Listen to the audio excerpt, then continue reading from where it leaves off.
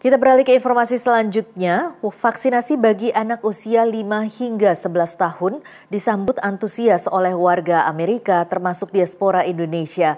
Tingginya kasus pada anak-anak selama perbakan varian Delta membuat para orang tua segera memvaksinasi anak mereka.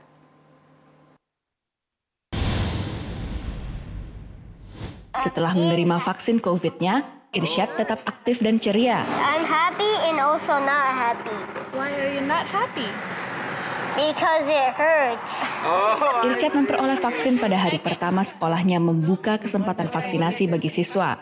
Weekend kemarin aku dapat email dari sekolahannya. Jadi di sekolahan akan ada vaksin untuk anak umur 5-11. Terus aku register dan langsung dapat konfirmasi kalau kita akan vaksin hari ini.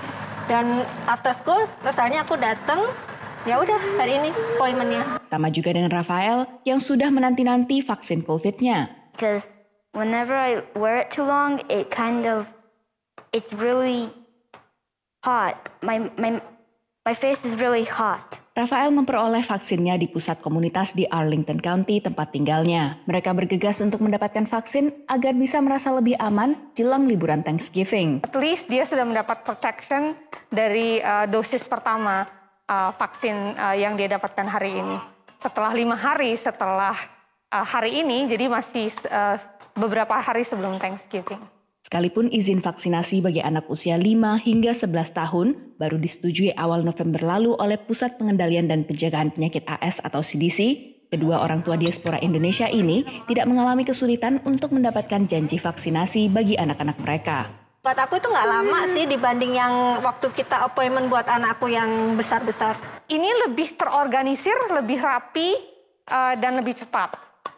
Jadi pertanyaannya lebih tepat. Linknya lebih gampang, mudah digunakan. Kita mendapatkan waktu slot yang banyak, jadi kita bisa mendaftarkan tanpa harus terburu-buru. Data CDC menunjukkan ada sekitar 28 juta anak yang masuk kelompok usia 5 hingga 11 tahun di Amerika Serikat. Meski demikian, jejak pendapat dari Kaiser Family Foundation akhir Oktober lalu menunjukkan 1 dari 3 orang tua di Amerika Serikat dengan anak usia 5 hingga 11 tahun tidak akan memvaksinasi anaknya. Mayoritas orang tua yang menolak khawatir dengan efek jangka panjang vaksin COVID tersebut.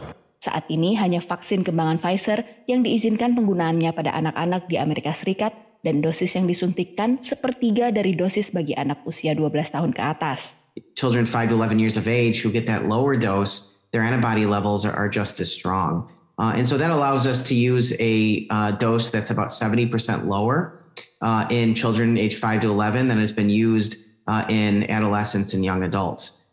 Presumably, that would mean fewer side effects. Ibu negara Jill Biden pun memulai tur untuk mengkampanyekan vaksin bagi kelompok usia 5 hingga 11 tahun. So here's what I want you to remember and share with other parents.